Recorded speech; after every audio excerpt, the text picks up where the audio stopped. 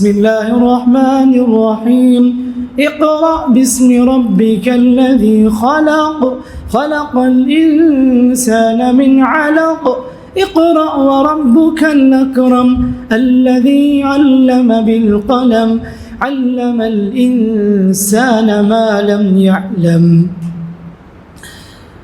تمام تعریفیں، حمد و ثنا، بزرگی، کبریائی، بڑائی، عظمت، عزت و جلال، شان و شوکت اس اللہ رب العالمین کے لیے لائق و زیبا ہے، جو اللہ کے علام الغیوب ہے، جو اللہ کے ہمارا خالق ہے، جو اللہ کے رب العالمین ہے، جو اللہ کے ہمارا رازق ہے.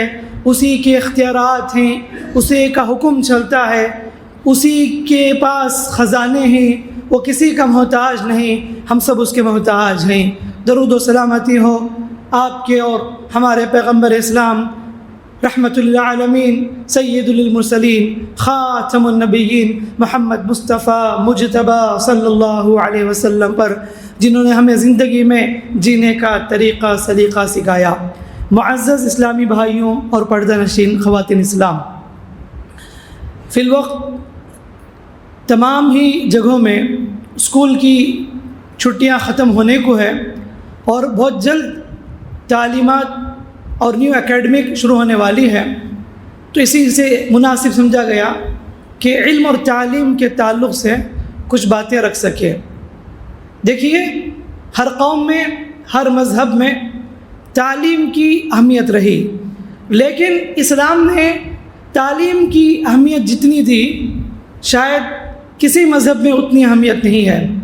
اس لیے کہ تعلیم کے بغیر انسان ادھورا ہے. تعلیم کے بغیر وہ قوم کبھی ترقی نہیں کر سکتی. ترقی کرنا ہے تو تعلیم حاصل کرنا، علم کے میدان میں آگے بڑھنا، علم سے روشناس ہونا ہر قوم کے لیے، ہر سماج کے لیے ضروری ہے. علماء نے لکھا کہ اللہ تعالیٰ نے روح کو پیدا کیا اور اس کی غذا آسمان میں رکھ دی، اور جسم کو مٹی سے بنایا، اس کی غذا مٹی میں رکھ دی. اور روح کی غذا کیا ہے؟ علم ہے. جس روح کو جتنا زیادہ علم دو گے وہ روح مضبوط رہے گی، وہ روح کامیاب ہوگی، وہ روح ترقی کرے گی.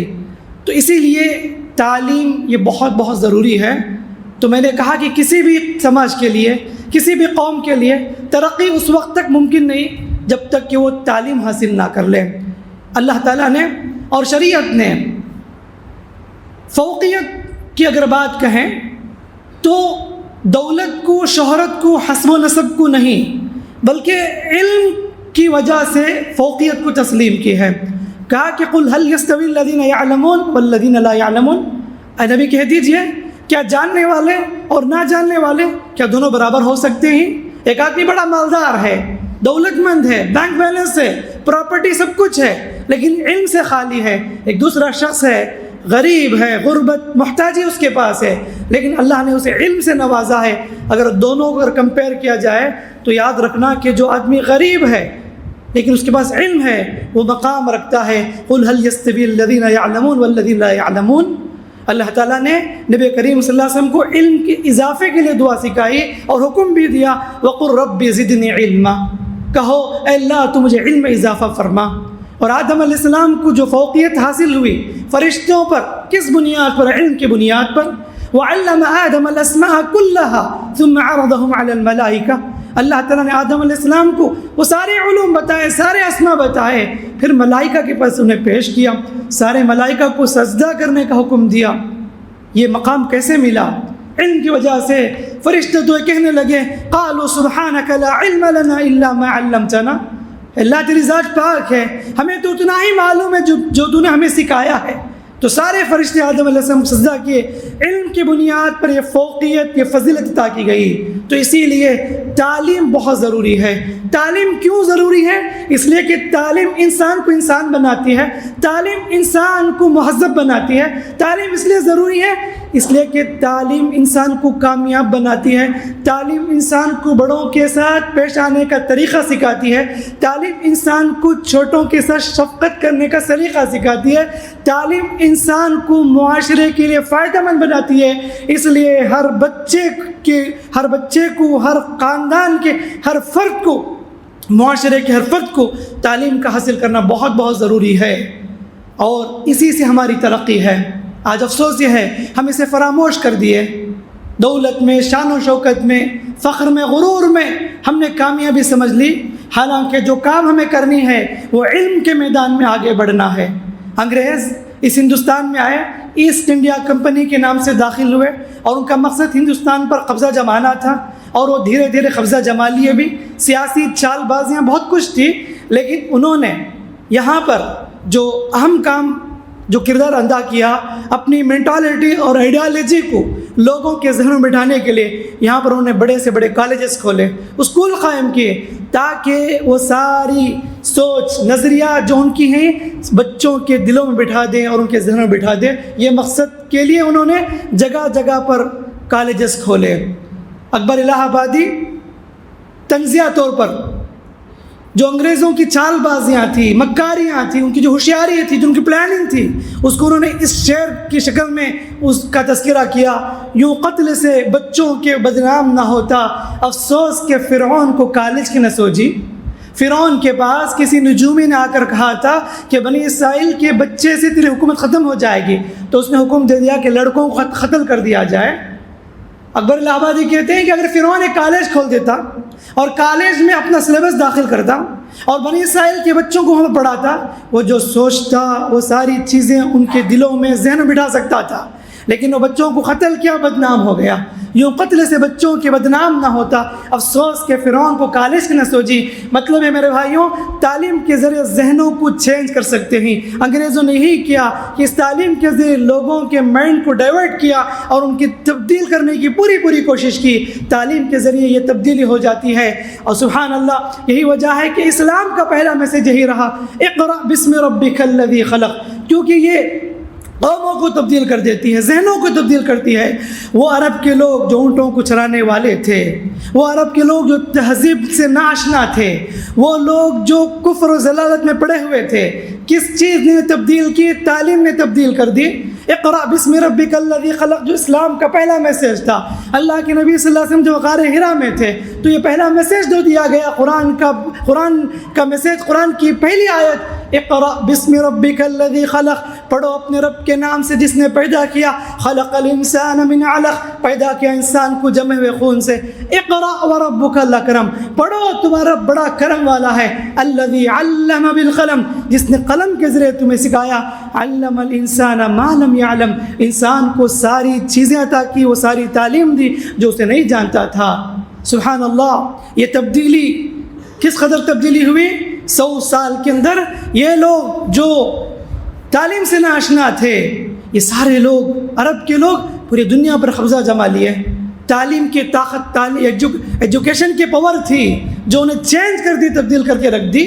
اور اللہ کے نبی صلی اللہ علیہ وسلم بھی وقتاً فوقتاً صحابہ کو انکریج کرتے تھے، اور جہاں بھی موقع رہا وہ تعلیم حاصل کرنے کا اللہ کے رسول نے حکم دیا۔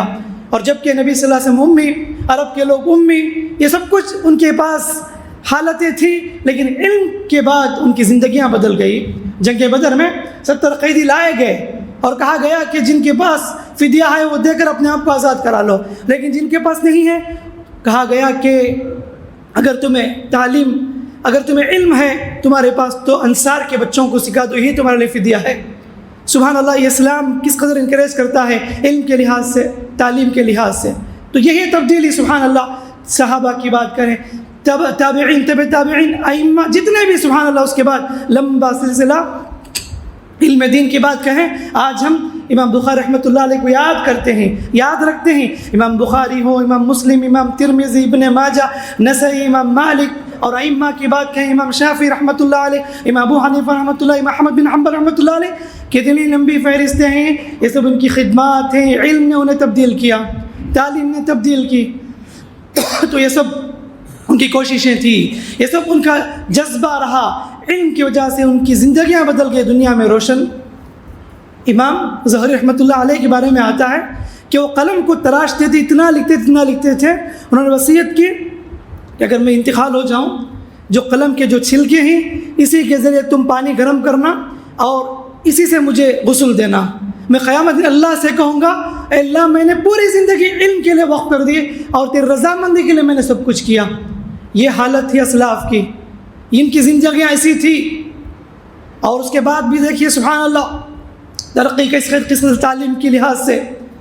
اور اس دور میں بغداد کس قدر مشہور تھا جب مسلمانوں کی حکومتیں پہل دی گئی کہ مسلمان تعلیم میں بہت ترقی کیے، بہت آگے بڑھے. یہاں تک کہ بغداد میں بڑی بڑی یونیورسٹیاں قائم کی گئی، کالجز قائم کیے گئے، اور لوگ باقاعدہ تعلیم حاصل کرنے کے لیے دنیا بھر سے وہاں رخ کرتے تھے. لیکن جب بغداد میں تاتاریوں کا حملہ ہوا، بہت زیادہ نقصان ہوا. ہماری لکھی ہوئی کتابیں بہت ساری جلا دی گئی، مٹا دی گئی، پانی میں بہا دی گئی کتابیں. اور اس وقت تاریخ لکھنے والے لکھا کہ پورا پانی جن سیاہی سے ایک دم پانی سیاہ ہو گیا. اس قدر لکھے تھے مسلمانوں نے، اس قدر مسلمانوں نے دنیا والوں کو بہت کچھ دیا. بہت سی کتابوں کی ترجمے کیے گئے تاکہ لوگ آسانی سے حاصل کر لیں. اور یہ آج یورپ سائنس کے نام سے اپنی جھوٹی شہرت کا دعویٰ کرتا ہے. یہ سب مسلمانوں کی نظریات ہیں، مسلمانوں نے یہ سب کچھ دنیا کو دیا. بدقسمتی سے ہمارے اسکول میں یہ ساری چیزیں نہیں بتائے جاتے، حالانکہ مسلم اسکول سے ہیں، لیکن وہی چیزیں سلیبس پڑھائے جاتے ہیں جو اس میں ہے. لیکن ایٹ لیسٹ بچوں کو مسلمانوں کی جو ترقیاں تھیں، علمی لحاظ سے مسلمانوں نے جو کارنامے انجام دیے کم از کم بتانے تو چاہیے. ایک نام بھی یاد نہیں، آج افسوس ہے، لیکن سائنسی لحاظ سے کس قدر ترقیاں تھیں. اور یہ ہوائی جہاز کا جو نظریہ ہے رائٹ برادرانس کے نام سے ہم یاد رکھتے ہیں، حالانکہ یہ ابو عباس نامی شخص نے نظریہ پیش کیا تھا. باقاعدہ اس نے اڑ کر بتایا تھا اور دنیا کو بتایا کہ اڑ سکتے ہیں.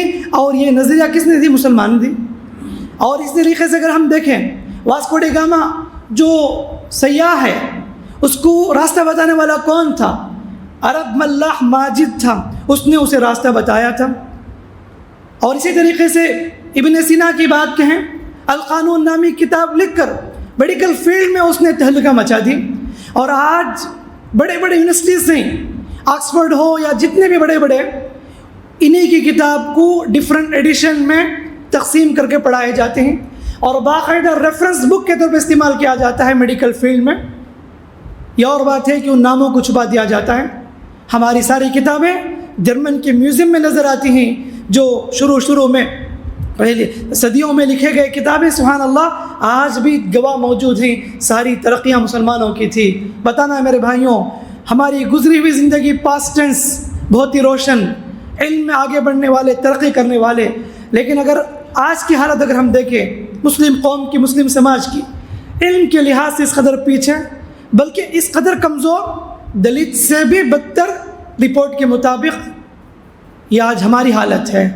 تعلیم میں بہت پیچھے، لیکن بد اخلاقی میں، گالی گلوچ میں، لڑائی جھگڑے میں آگے نظر آتے ہیں.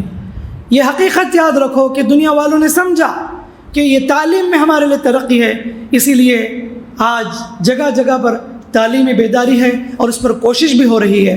آج ہمارے نظروں کے سامنے بڑی بڑی پوسٹنگ میں اگر نان مسلم ہے تو یہ کیسے ممکن ہے؟ انہوں نے کوشش کی، محنت کی، وہاں تک پہنچنے کی پوری انہوں نے اسٹرگل کی تھی. لیکن آج ہم لوگ کس جگہ پر کھڑے ہیں، کس مقام پر کھڑے ہیں، سوچنے کی بات ہے.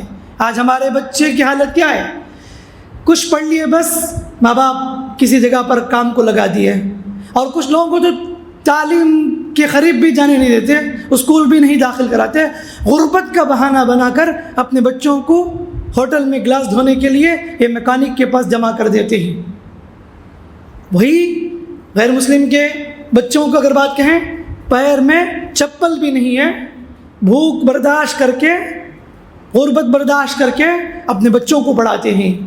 یہی وجہ ہے کہ آٹو چلانے والا، اس کی بیٹی اسٹیٹ لیول میں ٹاپ 10 میں آتی ہے، تھیلے سینے والے کا بیٹا اسٹیٹ لیول میں فرسٹ آتا ہے.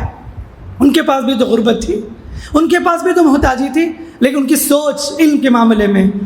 اسکول اگر ہم دیکھتے ہیں کہ اسکول کھلنے سے پہلے کتنے بچے کھڑے ہو جاتے کب اسکول کھولیں گے، انتظار میں رہتے ہیں، حالانکہ ان کے پیر میں چپل بھی نہیں ہے، کتابوں کو لے کر کھڑے ہوتے ہیں. ہمارے بچے نہیں بلکہ نان مسلم کے بچے. ہمارے بچوں کی صبح تو 8 بجے ہوتی ہے، 9 بجے ہوتی ہے. ایسا لگتا ہے کہ نوابوں کے بیٹے ہیں، اور سیدھے ایسے برش کرنے کے بغیر بھی اسکول آ جاتے ہیں، کوئی جذبہ نہیں، کوئی شوق نہیں۔ ایسی اگر حالت ہے تو بتاؤ کہ کہاں سے ترقی ہوگی، کہاں سے عزت ملے گی، کہاں سے کامیابی ہوگی؟ جبکہ ہم نے دیکھا ہے بہت سے ایسے لوگوں کو اپنے بچوں کی خاطر بستی کو بھی چھوڑنے کو تیار نہیں۔ کون سے لوگ؟ وہ لوگ جو نان مسلم ہیں۔ اگر بچے کی پڑھائی فلاں جگہ پر اچھی ہے، اپنی خاص نوکری جاب کو چھوڑ کر بچے کی خاطر وہ مائگریٹ کر جاتے دوسری جگہ پر۔ آج ضروری ہے میرے بھائیوں، اپنے بچوں کو تعلیم میں آگے بڑھاؤ۔ ٹارگٹ ہونی چاہیے، ایسا نہیں کہ کسی وجہ سے داخل کرا دیے پڑھ لیا، ایسا نہیں ہے۔ آج میجورٹی اسٹوڈنٹ کے پاس کوئی ٹارگٹ نہیں ہے۔ 10th کے بعد جس گروپ کو سلیکٹ کرنا ہے اس لیے کہ میرا دوست سلیکٹ کیا، میں بھی ایسے کر لیا، بغیر کسی مشورے کے، بس ایسے ٹائم پاس کے لیے اپنا وقت گزار دینا۔ پاس تو ہو جائیں گے محدود نمبر سے، لیکن آپ کا ایک مقصد ہونا چاہیے، گول ہونا چاہیے کہ میں کیوں تعلیم حاصل کروں اور میرا مقصد کیا ہے فیوچر میں۔ کسی گروپ میں جوائن کیے اور کالج فنش کرنے کے بعد کسی اور جاب میں چلے گئے، اتنا سال اسپینڈ کر کے کیا فائدہ؟ ہمارے پاس کوئی بھی ٹارگٹ نہیں ہے۔ آج کتنے بڑے بڑے پوسٹ، کتنے آفرز ہیں مسلمانوں کے لیے، لیکن آج ہمارے پاس وہ لوگ بھی نہ رہے جو قوم کے لیے فکر مند رہنے والے۔ اور آج بڑے سے بڑے لائر، IAS آفیسر، IPS کی بات کہیں، ایڈوکیٹ کی بات کہیں، لائر کی بات کہیں، جو ہائیسٹ پوسٹنگ میں جتنے لوگ ہیں وہ کس قدر، یہ کون ہیں وہ لوگ؟ سب نان مسلم ہیں، لیکن ہماری تعداد آٹے میں نمک کے برابر ہے۔ ہمارے مسلم قوم کے مسائل کو، قرآن و سنت کے مسائل جب کورٹ میں داخل کیے جاتے ہیں اور اسے لڑنے والا ایک غیر مسلم ہوتا ہے، کاش کہ اگر وہاں پر ایک ایکسپرٹ ماہر اگر لائر ہوتا، ایڈوکیٹ ہوتا تو کس قدر فخر کی بات ہوتی اور خوشی کی بات ہوتی۔ تو آج جس قوم کو جو ضرورت ہے وہ تعلیم حاصل کرے، فی الوقت جو چیز ضرورت ہے اس کے مطابق اپنے آپ کو ڈیولپ کریں، سائنس کے فیلڈ میں اپنے بچوں کو آگے بڑھائیں۔ آنے والا دور بڑا کمپٹیشن کا دور ہے، چیلنجز کا دور ہے، تو ایسے میں ٹیکنالوجی کے لحاظ سے، سائنسی لحاظ سے آگے بڑھنا ہے، بہت ضروری ہے، ورنہ تو ہم صرف خطابات کرتے رہیں گے، شکایتیں کرتے رہیں گے تو ایسے کام نہیں چلے گا۔ تو آج ضروری ہے کہ غربت کو برداشت کر لو، لیکن اپنے بچوں کو تعلیم سے آراستہ کراؤ۔ کل کے دن آپ کے بچے یہ نہ کہیں کہ ہمارے ابا نے مجھے نہیں پڑھایا، ہماری امی تو مجھے کسی جگہ پر داخل کر دیا، لیکن ماشاءاللہ کچھ ایسی تعداد میں بھی ہیں ماشاءاللہ ماں باپ، غریب لڑکی، غریب عورت اپنے ساتھ 6 بچوں کو غربت کے باوجود بھی ماشاءاللہ علم سے آراستہ کراتی ہے۔ بیوہ عورت 8 بچوں کو کم پیسوں میں کسی گھر میں کام کر کے، برتن دھو کر اس پیسوں سے اپنے بچوں کو تعلیم دلانے والی عورتیں بھی ہیں۔ تو بتانا ہے میرے بھائیوں کہ بھوکے رہ جاؤ لیکن اپنے بچوں کو تعلیم سے آراستہ کراؤ۔ یہ آج ضروری ہے کہ اس ہندوستان کی ترقی میں اگر ہم مسلمان کردار ادا کر سکتے ہیں تو تعلیمی لحاظ سے کردار ادا کر سکتے ہیں۔ اگر آپ کے پاس تعلیم آ جائے کہ دشمن بھی آپ کی تعریف کرنے پر مجبور ہو جائے گا، اور اس میں ہماری طاقت ہے اور ہم بتا سکتے ہیں دنیا والوں کو کہ ہم بھی کسی سے کم نہیں ہیں، ہم دینے والے ہیں۔ یاد رکھو، جب تک کوئی بھی قوم دینے والی بنتی ہے اس کی عزت ہوتی ہے، لیکن جب ہم لینے والے بن گئے وہاں سے غلامی، کمزوری، محتاجی، ذلت ہم پر طاری ہو گئی۔ تو ایک تعلیمی بیداری، جماعت کے بڑے لوگ، معاشرے کے بڑے لوگ علم کے لحاظ سے کوشش کریں۔ ہمارے لاکھوں روپے شادیوں میں اسپینڈ ہوتے ہیں، ایک شادی کے لیے 25 لاکھ 50 لاکھ بھی اسپینڈ کر دیتے ہیں، لیکن وہاں پر سوچو آپ کتنے ایسے بچے ہیں جو ہائیسٹ اسکور کیے ہوئے ہیں لیکن آگے وہ تعلیم حاصل نہیں کر سکتے کیونکہ ان کے پاس محتاجی ہے، بیچاروں کے پاس اتنے پیسے نہیں، اس لیے وہ ڈسکنیکٹ کر دیتے ہیں۔ ایسے بچے جو ذہین ہیں، اچھا اسکور کیے ہوئے ہیں، نمبرات لیے ہوئے ہیں، ایسے بچوں کی مدد کرو، جتنا ہو سکے آپ ہیلپ کرو، انشاءاللہ صدقے جارے آپ کے لیے، اور جو بھی وہ فائدہ مند بنیں گے معاشرے کے لیے۔ اور یاد رکھو کہ آپ کو بھی اللہ تعالیٰ ضرور ثواب دے گا۔ تو سوچ بدلیں، بیکار کے کاموں میں، ریاکاری کے لیے، دکھاوے کے لیے، نام کمانے کے لیے، شہرت کے لیے، تعریف کے لیے اپنے پیسے اسپینڈ کرنے سے بجائے معاشرے کے لیے جو یوزفل چیزیں ہیں، کہاں تعاون کرنا ہے، کہاں اسپینڈ کرنی ہے، اس لحاظ سے سوچنے کی ضرورت ہے۔ علم بہت ضروری ہے۔ خلاصہ بتانا میرے بھائیوں، اسی طرح سے دوسری بات یاد رکھنا کہ لوگ ایک طرف دنیاوی لحاظ سے بہت کچھ آگے بڑھ جاتے ہیں اور بڑی سی بڑی سیلری بھی حاصل کر لیتے ہیں، لیکن میں یہاں پر یہ بھی بتانا چاہوں گا طلب العلم فریضۃ علی کل مسلم، اللہ کے نبی سے فرمایا کہ علم کا حاصل کرنا ہر مسلمان پر فرض ہے۔ آپ نے دنیاوی لحاظ سے بہت کچھ آپ نے اپنے صلاحیت پیدا کر لی اور آپ بہت ذہین بن گئے، لیکن ایسے بھی لوگ ہیں، افسوس ہوتا ہے، یہ تو بہت بڑی بربادی اگر آپ کے پاس دین نہیں ہے، افسوس ہے آپ پر اگر آپ کے پاس دین نہیں ہے۔ ہم نے کتنے لوگوں کو دیکھا ہے کہ بہت ہائیسٹ پوسٹنگ پر پہنچ جاتے ہیں لیکن قرآن پڑھنے نہیں آتا، دین کے احکامات نہیں معلوم، وضو کے مسائل نہیں معلوم، غسل کا طریقہ نہیں معلوم، کتنے ایسے مسائل ہیں جو جاننا ضروری ہے۔ اسی حالت میں 40-50 سال گزار کر خبر کے حوالے بھی ہو جاتے ہیں۔ اللہ قیامت کے دن یہ نہیں پوچھے گا کہ آپ ڈاکٹر بنے یا نہیں، اللہ قیامت دن یہ نہیں پوچھے گا آپ نے یہ دنیاوی لحاظ سے آگے بڑھے یا نہیں، لیکن یہ ضرور پوچھنے والا ہے کہ تم نے زندگی میں قرآن کیوں نہیں پڑھا، تم نے قرآن و سنت کی تعلیم کیوں حاصل نہیں کی۔ بنیادی تعلیمات تو حاصل ہونا ضروری ہر ایک کے لیے۔ طلب العلم فریضۃ علی کل مسلم، جتنی چیزیں معلوم ہونی ہے، اسلام کے ارکان، ایمان کے ارکان کتنے لوگ بتائیں گے؟ نہیں، معلوم نہیں ہے، ہم نے اسے اگنور کر دیا، یہ بھی افسوس کی بات ہے، اس پر بھی خاص دھیان دے۔ اسی لیے آج ضروری ہے کہ ایسے اسکول قائم کیے جائیں جہاں پر دین اور دنیا دونوں کو لے کر جائیں۔ اسلام کبھی ہرگز نہیں روکتا کہ دنیا کی چیزیں آپ حاصل، ایسا نہیں ہے۔ ربنا آتنا فی الدنیا حسنہ وفی الآخرۃ حسنہ، اللہ تو دنیا میں بھلائی دے اور آخرت میں بھلائی دے۔ اقرأ باسم ربک الذی خلق، پڑھو اپنے رب کے نام سے۔ تعلیم اصل وہی تعلیم ہے جس میں رب کی معرفت ہو۔ اسلام ہر اس تعلیم کی ہمت افزائی کرتا ہے جس تعلیم سے اللہ کی معرفت ہو، جس تعلیم سے انسان بااخلاق بنے، جس تعلیم سے انسان مہذب بنے، جس تعلیم سے انسان بنے۔ اسلام کا یہی پیغام ہے، اسلام کا یہی میسج ہے، اس پر دھیان دینے کی ضرورت ہے۔ اور تیسری بات ہے، اپنی بچیوں کو بھی خاص کر کے تعلیم دیا کرو۔ بہت سے لوگ پڑھاتے ہیں اسکول میں اپنی لڑکیوں کو +2 تک، لیکن انہیں بھی دین سے ناواقف کرا کے چھوڑ دیتے ہیں۔ آج جگہ جگہ پر دینی علم حاصل کرنے کے لیے بہت سے مواقع ہیں، لیکن ہم میں سے بہت سے لوگ اسے فراموش کر دیتے ہیں۔ ہمارے پاس مدرسہ فاطمہ کے نام سے لڑکیوں کے لیے 1 سالہ عالمہ کورس ہے، ماشاءاللہ لوگ فائدہ اٹھا رہے ہیں، لیکن پھر بھی میجورٹی ایسے لوگوں کی ہے جو اس سے ناواقف ہیں۔ 1 سال کے اندر قرآن و سنت کی تعلیمات، دعائیں اور سورتوں کی حفظ، اخلاقیات، خاص کر کے آج کے ماحول میں جہاں پر طلاق کے مسائل ہیں، خلا کے مسائل ہیں، شادی ہوتی 1 مہینہ 2 مہینہ نہیں ہوتے اور مسائل جماعت میں آ جاتے ہیں۔ کیا وجہ ہے؟ علم نہ ہونے کی وجہ۔ معلوم نہیں ہے کہ ایک عورت کو کہ میرے پر کیا حقوق ہیں، شوہر کو بھی معلوم نہیں کہ میرے پر کیا حقوق ہیں۔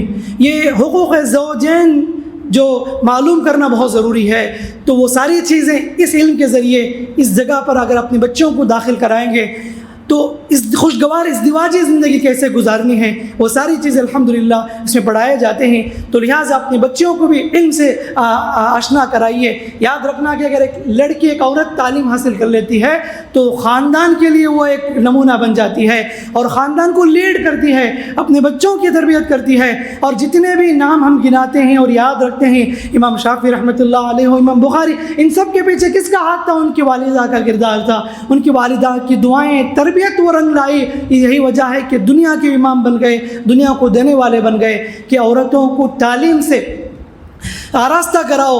حقیقت میں یاد رکھو، یہ ایک عورت اگر پڑھ لیتی ہے تو گویا کہ ایک خاندان سدھرنے والا ہے، سنورنے والا ہے۔ تو اس پر بھی خاص دھیان دینے کی بالکل ضرورت ہے۔ تو خلاصہ یہ ہے کہ ہر کوئی اپنی جگہ پر اپنے بچوں کی تعلیمی لحاظ سے فکر کریں اور انہیں آگے بڑھائیں، اور ان کی اگر خواہش ہے جس فیلڈ میں، اس فیلڈ میں آگے بڑھنے کی پوری آپ جو نا ہمت افزائی کریں، کوآپریٹ کریں۔ اگر آپ کے پاس مالی تعاون نہیں ہے، 2 پیسے نہیں ہے، تو ایسے بہت سارے جو نا ماشاءاللہ تنظیمیں ہیں، وہاں آپ کے لیے سپورٹ کرنے کے لیے، مدد کرنے کے تیار ہیں۔ آپ آگے تو بڑھیے۔ اور کتنے ایسے حکومت کے جنا آفرز بھی ہیں جسے استعمال کر کے ہم بہت ساری چیزیں حاصل کر سکتے ہیں۔ اس پر خاص دھیان دینے کی ضرورت ہے۔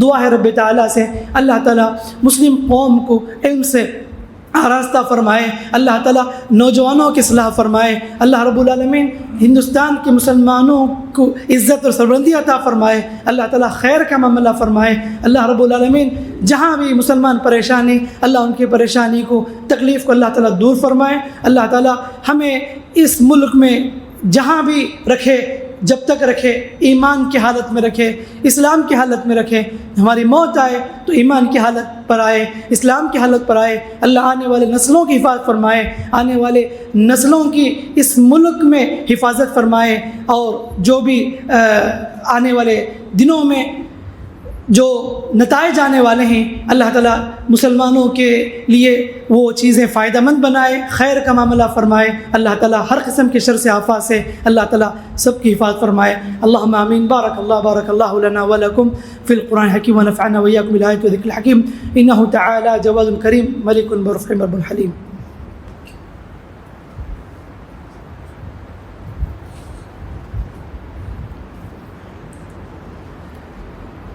الحمد للہ والصلاة والسلام على رسول اللہ، اما بعد، فاعوذ باللہ السمیع العلیم من الشیطان الرجیم۔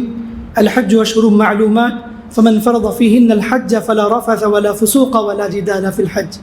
معزز بھائیوں، بہت جلد 2 دن میں اس بستی سے بڑی تعداد میں حجاج کرام کعبۃ اللہ کا رخ کرنے والے ہیں مناسک حج ادا کرنے کے لیے، تو لہٰذا خالصتاً اللہ کے لیے سارا عمل ہونا چاہیے۔ اپنی نیت کو خالص کرتے ہوئے اپنے سفر کا آغاز کیجیے، اور ہمیشہ سے ایک سیکنڈ بھی یہی آپ کی کوشش رہے کہ اللہ راضی ہو جائے، اللہ خوش ہو جائے، اللہ کسی بھی طریقے سے میری مغفرت کر دے۔ ہر حاجی کی یہ خواہش ہونی چاہیے، اس لیے کہ اللہ کے نبی صلی اللہ علیہ وسلم نے یہی کہا کہ الحج المبرور لیس له جزاء الا الجنہ، حج مبرور کا بدلہ جنت کے علاوہ کچھ نہیں ہے۔ تو جنت جیسی عظیم نعمت کا وعدہ کیا گیا ہے، اسی شوق کے ساتھ، اسی خواہش کے ساتھ حج کرنی چاہیے۔ اور یہ بھی فرمایا نبی صلی اللہ علیہ وسلم نے، جو حج کیا اور حج میں نہ کوئی غلط کام کیے، نہ کسی کو تکلیف پہنچی اس کی وجہ سے، تو وہ لوٹتا ہے تو فرمایا کہ ایسا ہی ہے وہ جیسا کوئی بچہ اپنے ماں کے پیٹ سے باہر آتا ہے، دنیا کو آتا ہے تو بچہ کس قدر پاک ہوتا ہے، تو ایسا حاجی نہ پاک ہو کر آتا ہے۔ تو لہٰذا حج کے سفر میں نکل رہے ہیں تو اللہ کی رضامندی کے لیے یہ آپ کا حج ہونا چاہیے، اللہ خوش ہو جائے، یہی مقصد ہو۔ اور حج میں تکلیفیں ہوگی، مشقتیں ہوگی، تو ایسے موقع پر ان تکلیفوں کو برداشت کرنا، ان مشقتوں کو برداشت کرنا، اور آپ کی ذات سے کسی کو تکلیف نہ پہنچے، نہ زبان سے، نہ آپ کے کردار سے۔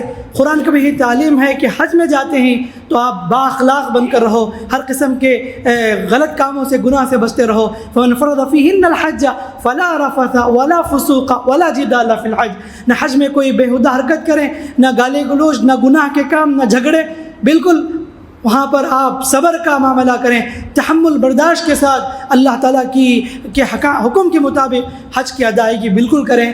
تو یہ خاص پیغام ہے۔ ویسے میں بہت سے پروگرام کے ذریعے حج کے طریقے آپ کو بتائے گئے، گزشتہ خطبے میں بھی حج کے حکامات بھی بتائے گئے، تو ہم یہی دعا کریں گے اللہ تعالیٰ ان حجاج کرام کے حج کو قبول فرمائے، اللہ ان کے سفر کو آسان فرمائے، اللہ رب العالمین نبی کریم صلی اللہ علیہ وسلم کی سنت کے مطابق حج بیت اللہ تعالیٰ انہیں ادا کرنے کی توفیق عطا فرمائے۔ جو لوگ حج کے انتظار میں ہیں اللہ ان کے لیے بھی آسانی عطا فرمائے، اللہ تعالیٰ ان کے لیے بھی حج بیت اللہ کا قصد کرنے کا اللہ تعالیٰ انہیں توفیق عطا فرمائے۔ اللہم آمین آمین۔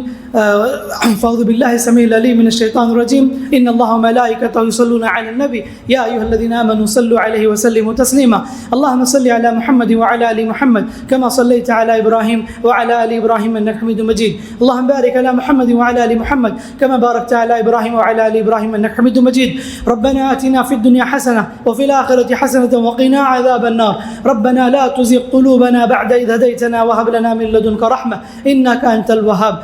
لا إله إلا أنت سبحانك إنا كنا من الظالمين۔ اللهم أعز الإسلام والمسلمين وأذل الشرك والمشركين۔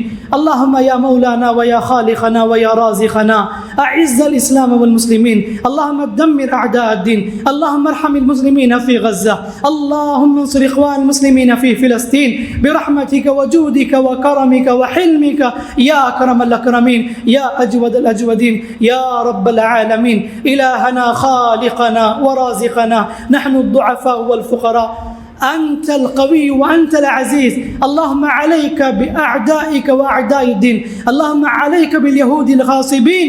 اللهم عليك باليهود الغاصبين المعتلين برحمتك يا رب العالمين يا أرحم الراحمين. لا حول ولا قوة إلا بالله. حسبنا الله ونعم الوكيل. حسبنا الله ونعم الوكيل. نعم المولى ونعم النصير برحمتك يا رب العالمين يا أرحم الراحمين. ربنا تقبل منا إنك أنت السميع العليم وتب علينا إنك أنت التواب الرحيم. صلى الله على خير خلقه نبينا وقدوتنا وإمامنا محمد بن عبد الله، والصلاة والسلام على نبينا محمد وعلى آله وصحبه أجمعين. سبحان ربك رب العزة عما يصفون وسلام على المرسلين والحمد لله رب العالمين.